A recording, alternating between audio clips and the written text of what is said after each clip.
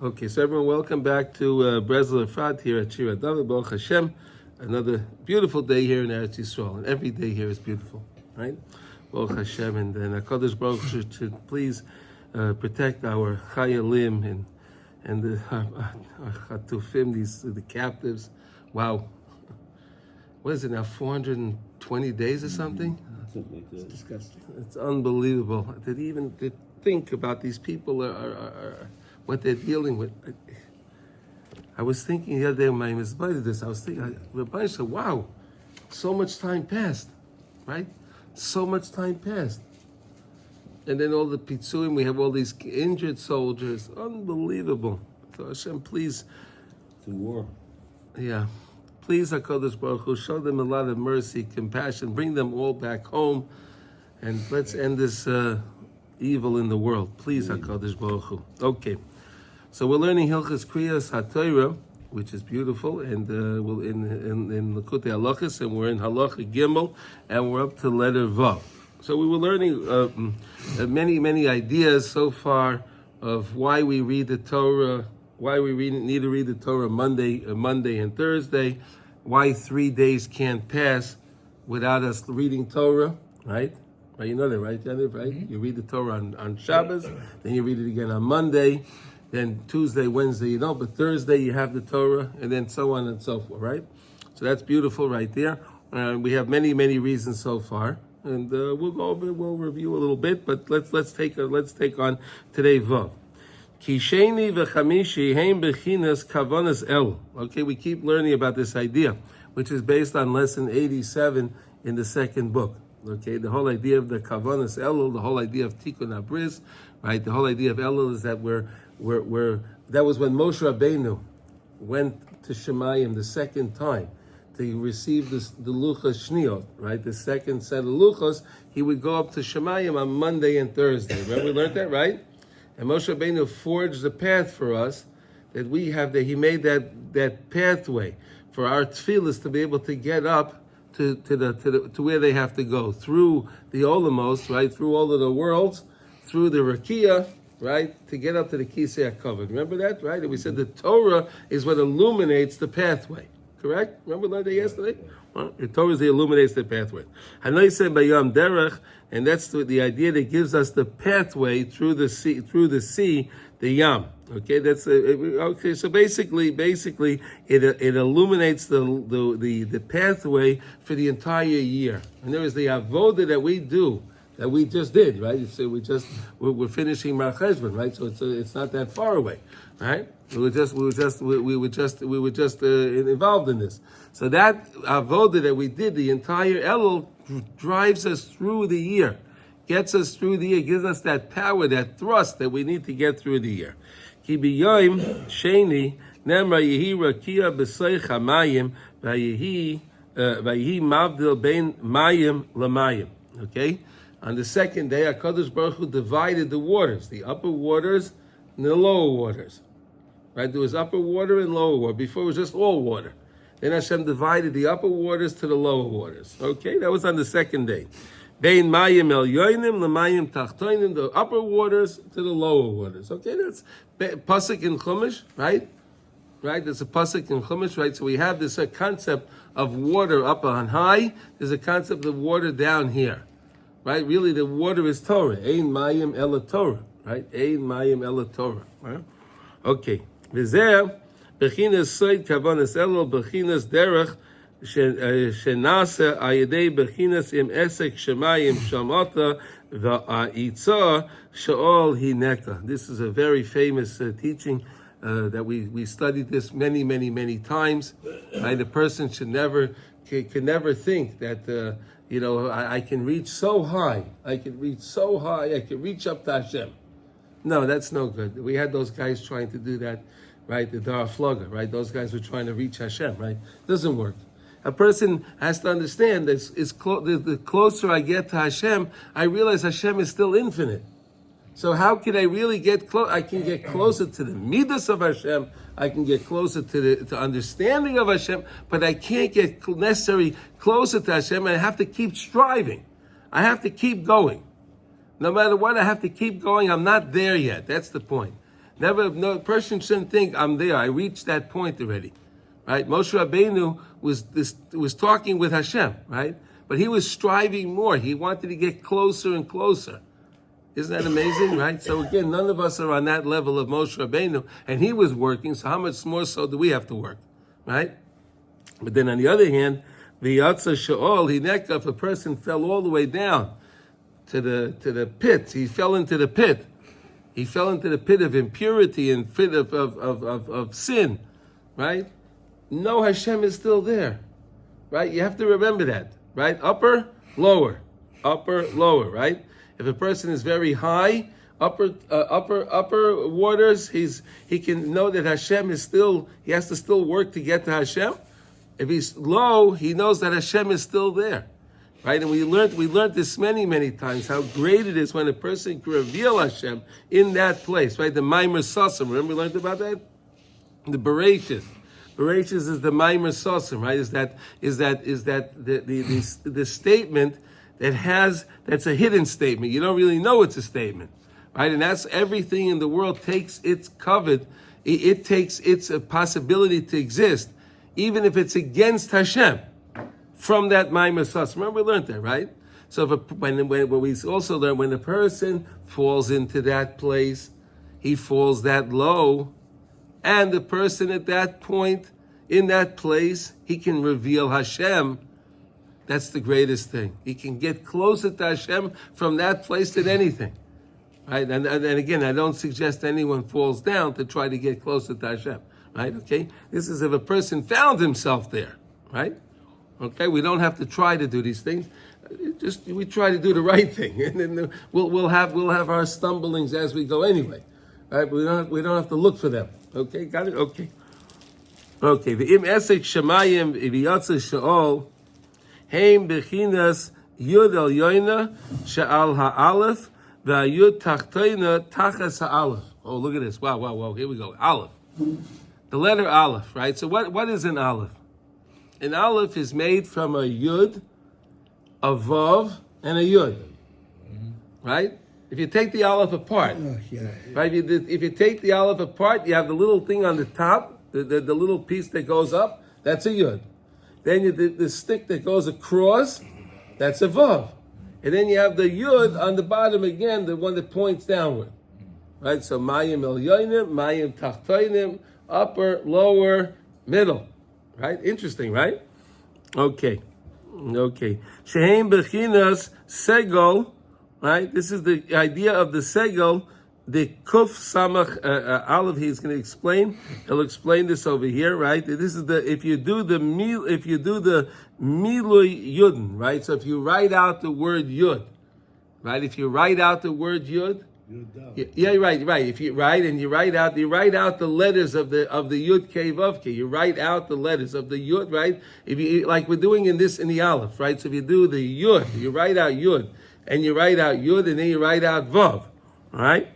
V'chirek the segel, right? A chirek is the dot of the segel. The segel is 3. Segel is 3 dots. The chirik is 1 dot. Right, so 2 and 1. 2 and 1, right? Upper, lower, middle, right? Same idea. Right, he's bringing all these things. This is very deep stuff. Shehem nasa bechinas haderech. They make the derech. Kamavoya bekavonos, kamavoya b'sham v'yoyma Hashem el Moshe kra es Yeshua. Right, call as it's a lesson vav in Likutey Maran. I think David, we learned this lesson once upon a time.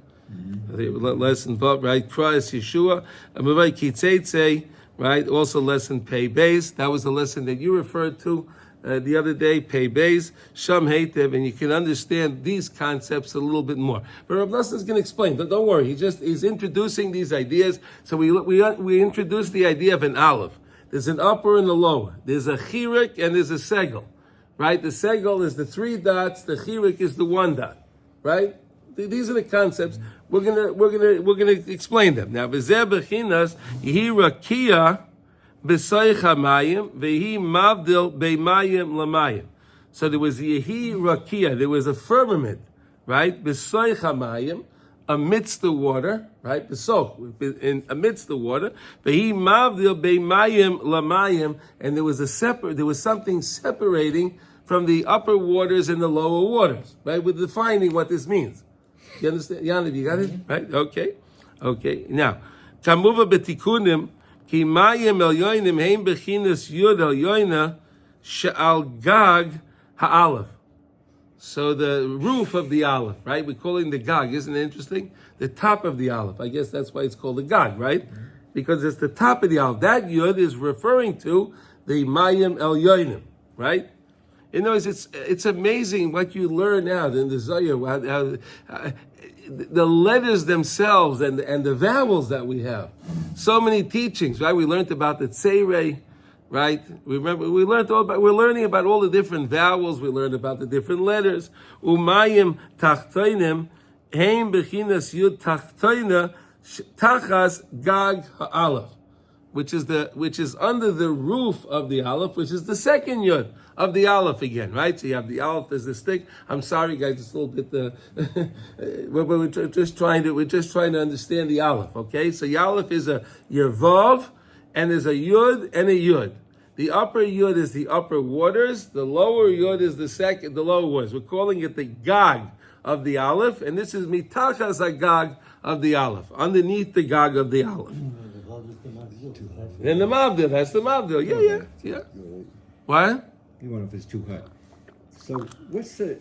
It is getting warmer. No. It's okay. No, do you need it this warm? I like it, but... Yeah, it's good. It's good. Okay. For me, it's good. It's good for you? Whatever you guys So want. what's this... What are we supposed to understand? I mean, I understand... I can't raise my arm. The upper and the lower, and like the above kind of connects them. Uh-huh. And in a way, they're communicating. This is another. We're learning again another three. Whereas why is it that there are 3 days? There can't be more than 3 days. Again, it's going to bring it back. It's going to bring this back. He's giving us an understanding, another deeper understanding, why 3 days can't go past without us learning Torah. We learned yesterday that when we're in the desert, if we went more than 3 days, we got tired. Right, we got tired. Remember, we learned that yesterday. We got tired because we can't. You need to get recharged. You need to get recharged. So you have to have your Torah read from the Torah directly from the Torah. We learn Torah every day, but there's something special when there's Kriyas HaTorah. When you hear the reading from the cloth, from the Sefer Torah, that includes all the Jews in there, right? All the Jews are all the letters, and you're reading from that. It brings such a unity. It brings something very, very special. Okay, Rakia mavdil bein mayim lamayim, and the rakia is what separates from the waters and the waters, the upper water and the lower. He bechinas havav shebeseicha aleph kayadua. Right, everyone knows this, right? Now you know, right? Anytime you looked at an aleph, you knew this, right? Kayadua. Rav Nosson says everyone knows this, right? This is common knowledge, right? You go ask any kid. Okay, you have an aleph. What's the Aleph made of? It's an Aleph? I don't know. No, an Aleph is a Vav. Oh, it is? No, but that's a Vav. No, it's a Yud. No, but the Yud's over there. No. Really, all letters can be built out of a Yud. Yeah. Right? You take a Yud, you could stretch a Yud to make it a Vav. Right, you could take the Yud and stretch it to make it to an I. You could stretch them all out. All the letters start with a Yud. That's the point. That's that Nakuda. The Nakuda is the Yud. Kayadua. Okay, V'zer bechinas anoisim bayam derech shu bechinas havdola bein mayim lamayim. That's the separation between the water, the upper waters, and the lower one. Shayedei zeh nase derech bayam shezeh ikar brias olam, and that's how HaKadosh Baruch Hu created the world. Right? That's how the world was able to be. Because again, if there would just be all water, there would be no separation, you would have nothing. Right? So HaKadosh Baruch had to make this separation. This is part of making the Cholul HaPanui. Right? Hashem made the voided space. Right? Right? Remember we learned about the voided space? Yeah, sure. Right? This is about the voided, the same idea. Ki al yedei zeh. So before that, it was like all water from Shemayim. We can't understand. There was nothing. It was all Hashem. Right. It was all Hashem. So Hashem made a division, and he retracted his light. Right. It was all the light of Hashem. Yeah. So Hashem made what was the void space? He took his light out. He withdrew his light from that space to make that voided space. Because really it's all the light of Hashem. So the whole creation, everything, all of the worlds and all of the galaxies and everything is part of this Cholol HaPani. So really, there's so much more. I was thinking there's got to be more. It's infinite. Infinite, okay. This seems infinite, right? The galaxies and the planets, right? You try to find Mars and Jupiter, right? They seem so far. They are, right? But we go further than that every time we daven, right? Our neshamas go right past all of that.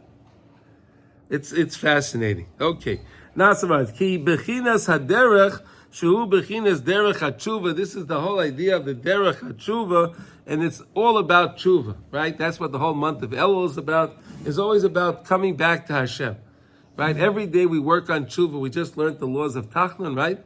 The whole idea is always repenting, coming back closer to Hashem. And no one should think that, Hashem designed us that we make mistakes, right? In other words, He designed us as human beings that we have to keep remembering Hashem, right? Because otherwise we get overwhelmed, right? We get so inundated by so many different things today, right? Where we get phone calls and emails and text messages and all the things. It's just so busy. We're so busy. But if you could remember Hashem during the day, that's awesome, right? Right? And remember HaKadosh Baruch Hu during the day. During all these things going on. But just remember HaKadosh, that's tshuva. Come back to Hashem. Right? Im esek shemayim shamata v'yatza she'ol hineka. It doesn't matter what level a person finds himself on. If they find themselves on a level that they're rising up and they're getting closer and everything is going good, realize you didn't even begin anything. You have to start. I have to keep going. It can't be if a person thinks he achieved everything, he knows nothing. Right? We're always working. The greatest tzaddikim are always working to get closer to Hashem, to understand the Torah better and better, right? Every time, I don't know about you, but every time I'm Mavis Sedra, I see different things in the Torah. I mean, there's just so many things hidden in the words. There's so much hidden inside the words. It's unbelievable. I mean, look, we have the parsha this week. Vela told us Yitzchak, right? Avram, Hoylid es Yitzchak. Right? Here we go, right there. How come it says Avram 2 times? But Eila told us Yitzchak, Avraham, Hoylid es Yitzchak. 2 times. People were saying that Avram was Yeah, because he couldn't live in the father. That's Rashi. No, Rashi brings that down. That's the Rashi. Rashi says that he made the cluster ponim of Avram Avinu the same as Yitzchak Avinu, right? Yitzchak looked exactly like Avram Avinu. Why? Because the scoffers, right? You had the Leitzanei Hadar. I think that's how you say scoffer. How do you say Leitzanei Hadar? The scoffers. What do you have another word? You have a better. You have a different word? A late, right? We know late son, the jokesters. Okay, maybe we call them jokesters? Jesters. No, jokesters. No, jester could be a good thing. Right? These are jokesters. So they were saying, well, look, Sarah Meinu was living with Avram Avinu so many years. And then this one night she gets taken by Avimelech and she's in the... and then right away she gets pregnant. She's 90 years old. Well, yeah. Oh, that's it. No, but that's how it seems, right? Isn't that the way the left does things today, right? The same idea, right? It's the same thing, right? They make a reference. So it must be like that, right? Israel's committing genocide, right? What do you mean genocide? It's really the same thing, right? Eila told us Yitzchak Avram Hoylid es Yitzchak. So really, there's so many things. Told us also can mean accomplishments. Told us can also mean accomplishments, right? What an accomplishment that Avram and Sarah were able to have a child at that age, that their tefillas were finally answered, right? That's a tremendous accomplishment. Think about it, right? The Satan the Satan, he doesn't like, that we get closer to Mashiach, because then that's his downfall. His downfall is at that point, right? So what did he do? He had originally, Avram Avinu was born to Terach, right? What was he? He was an idol worshiper, but not only was he an idol worshiper, he was an idol wholesaler.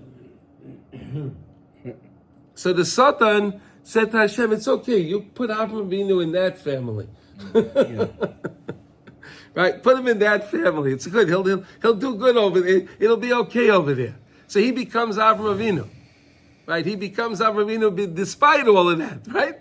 Which is amazing, right? And then Sarah, you want to say something? Sarah and from Laban, from Sewell, bad family too. Again, of course. She, who was it? Well, Light, right? Yeah. Unbelievable, right? Lot was her brother, right? Lot was Sarah's brother, right?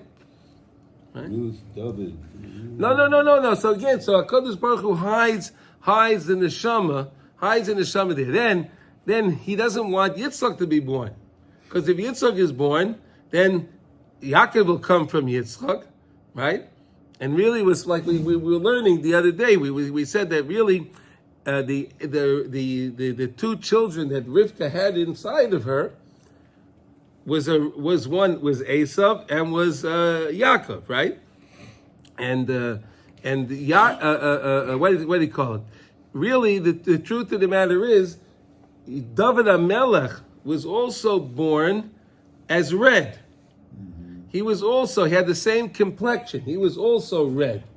And that's why when his father saw, when he saw David HaMelech, he thought he was another Esav.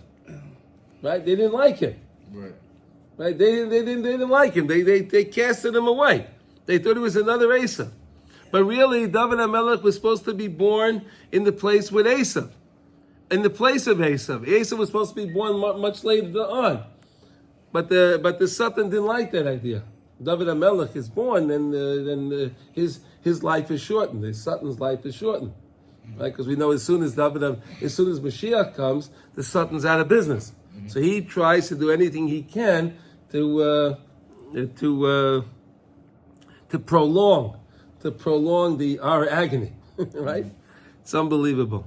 But yeah, and then that's why Rivka Imenu understood that still even from Esav, when she went to Shem Ve'ever, they said that there'll be good people coming out of him too.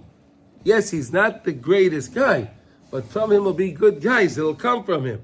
For example, Rabbi Akiva, Unclus, Shmaya Avtalia, the Rebbeim of Hillel, right? These are great people. These were all converts. Right? We have the Torah today, Torah Shabbat Pet today, in thanks of Rabbi Akiva. Right? He had his 24,000 students, and he had 5 students, right? Unbelievable, right? These are the accomplishments, right? Avram Hailid is Yitzchak, right? Right, Yitzchak, right? And these were the accomplishments. So there's so many deep things hidden inside the Torah. It's unbelievable. When you look at the Torah, you see the depth of it. There's so much in there. And that's what I understand now, but you'll see something else and you'll understand it another way. It's unbelievable. Really, the depth of the Torah. It's unbelievable, right? Okay, now, V'zeh ikar briyas ha'olam b'kimai ki tshuva kodam la'olam. We know that tshuva HaKadosh Baruch Hu made before the world. Did you know that? Hashem designed tshuva before he even made the world. And that's why when Adam and Chava, when they made when they ate from the tree, the Eitz Hadas Tov Hara, they could have just said, "We're sorry."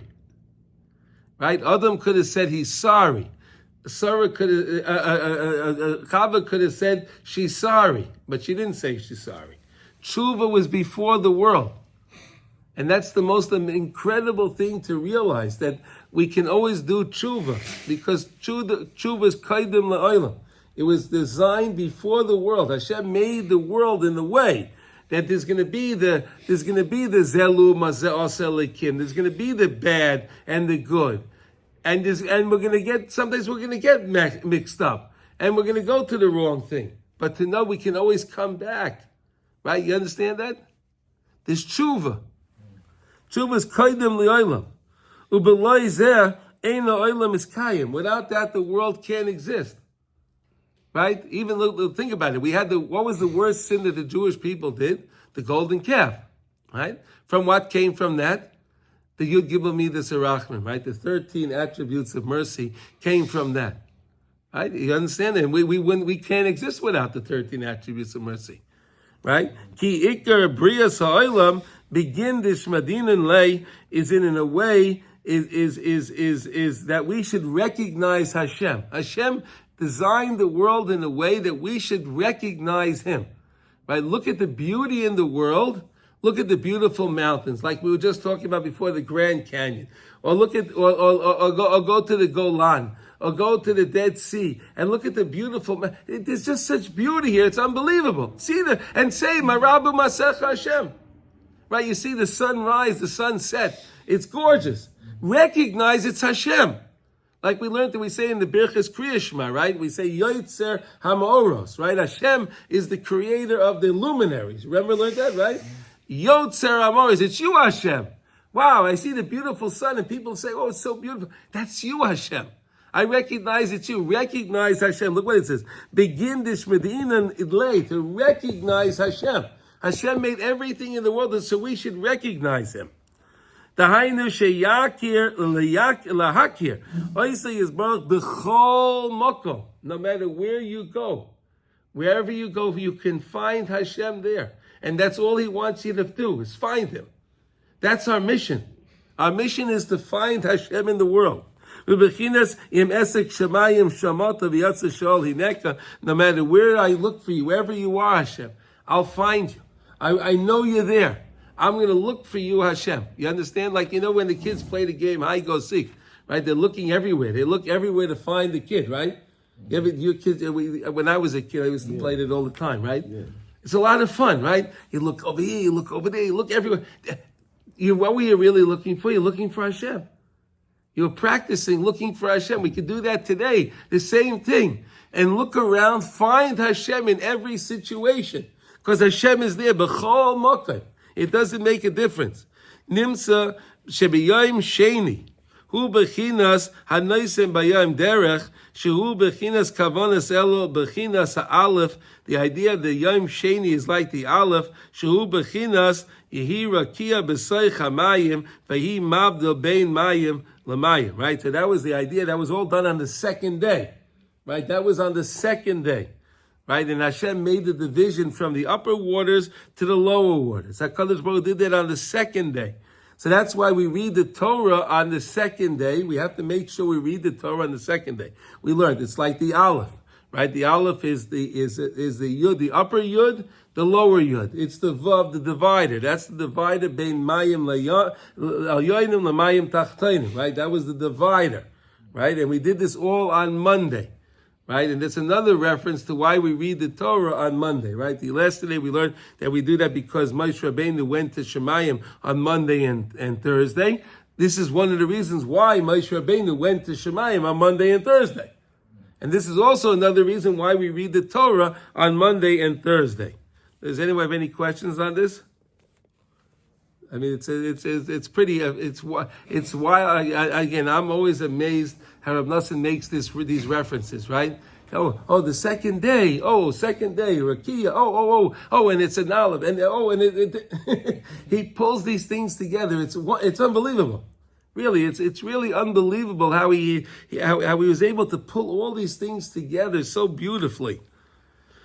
Okay, let's see. Can we do another? Should we start another one, or should we just do some more kitzur now? What should we do? We should do some kitzur. Let's, yeah. We'll do Zion tomorrow. That's another topic. We'll do Zion tomorrow. We're learning Hilchos Tzitzis now in the kitzur. Okay, here we go. So here we go. Where did we stop exactly? Where? Today? We finished 6. We're up to 7. Okay. Oh, right. Okay. That's why I stopped over there. So it's Yeah, I easy. didn't It's see the easy. Number 7. What? I didn't see the number 7 here. I didn't either. But it's there, right? It's It's here. there. It's here. It's It here. disappeared for a moment, and then it came back. It's me, not it. You found Hashem. 7. 7. 7 Shabbos, right? 7. Okay. All right. So let's see. Yesterday we were learning with the Talis that if you want to have an embroidery, right? Mordechai brought his Talis. If you want to have embroidery on your Talis, what can it be, right? Right. A lot of people like to do embroidery, right? So we said that the idea is that the embroidery can't be the same it can't be the same fabric, it can't be the same strings that you're embroidering with as the Talis you're making the strings with, and the Talis. Because if it is, because you really are supposed to make. Here we have another one. Here we have plenty of them. Okay. He only needs one. Yeah. Okay. Oh, wait, he has 2 eyes, but he... Yeah. 18. We're up to 18. Yeah, we're up to 18, right? So basically, if you can keep the talis, at least the kanaf, the corners, right? We said that's 3 gudlin by 3 gudlin, right? You have the thumb breadth, right? There's a corner on your talis, right? Jan, if you know you have a corner on the talis, right? It's pronounced, right? And that's 3 thumb breadths by 3 thumb breadths.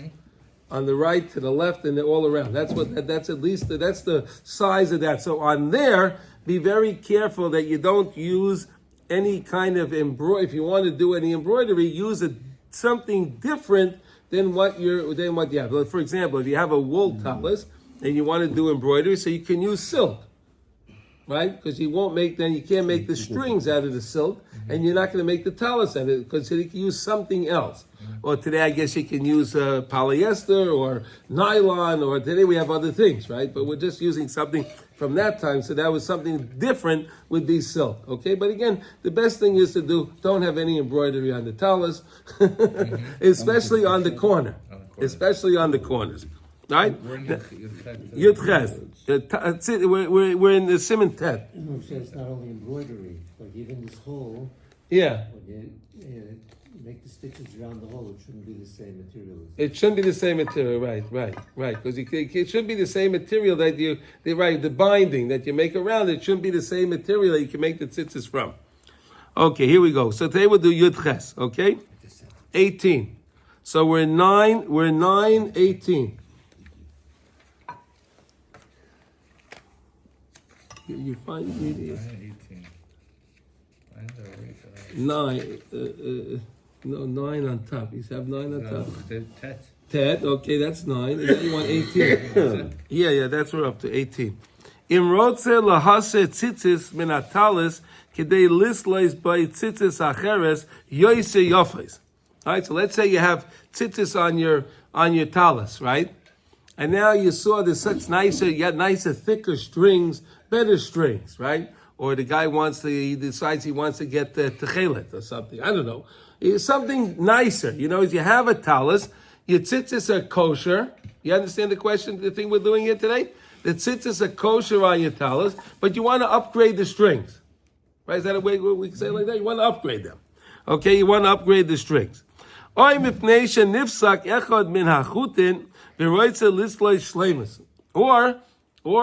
there was one tzitzit that got a little short, it got cut off, and whatever, like we learned all about that, right? If there's 1 missing or 2 missing, and we learned all about that. But now, if you have something, it's not exactly perfect, and you want to put new tzitzis on it, right? So what do you do?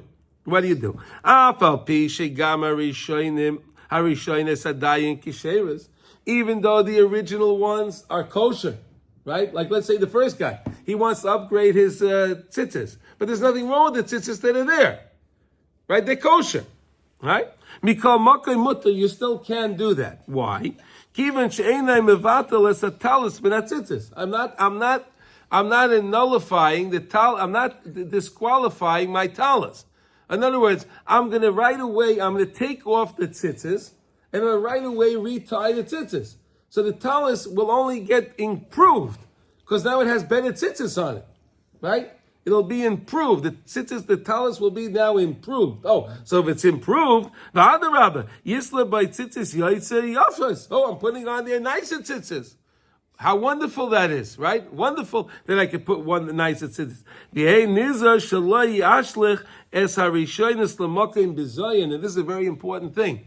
When you take off those tzitzis, don't do something degrading with those tzitzis, because they were something for tashmishay kedusha, right? And since they were tashmishay kedusha, you shouldn't treat them in a degrading way. So we're going to learn. Let's do your test. Vafilu tzitzis shenifsalu v'heisiron min talis, right? The tzitzis that you took that were puzzled, or you took them off the talis. Lo yizrikon la'ashba. Don't throw those tzitzis in the garbage. You understand? Right? You took off the tzitzis now, right? So now, but these tzitzis were kosher. It was, in other words, they were shazur, they were twisted, they were kosher, everything was good with them. Now you decide you want to upgrade them. What about these poor strings? What did they do wrong? Okay, you got better ones, but what about these strings? Or even in a case where the tzitzit got ripped. Right? But the strings, they still served you well while they were there. Right? Mishum bizay mitzvah. Right? Use them, mishum biz, because you don't want to be mevaza. I don't want to degrade. I don't want to embarrass the mitzvah. I mean, this was a mitzvah. I used it for a mitzvah. We kiss them, right? You kiss your tzitzis, right? When you have your shtabach, right? Then we do it with shema. We kiss the tzitzis. What? I'm going to throw them out? B'yesh medaktigin ligoznam b'sefer lasis me'en simen b'sefer. Oh, you could use it as a bookmark. Okay, in your sefer. Not in the, if you're reading a novel, you don't use it in that, right?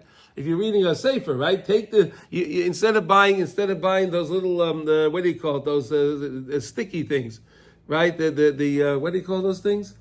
Sticky notes. No.